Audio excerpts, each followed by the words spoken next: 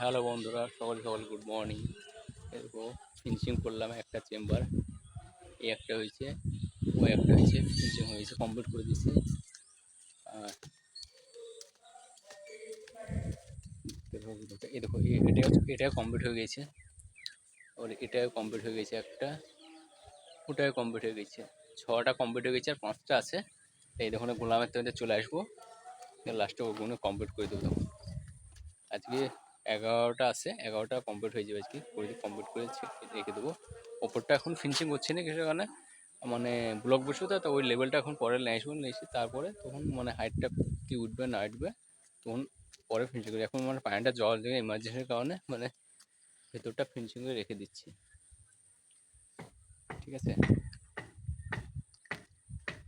ঠিক আছে, এখান থেকে ভিডিওটা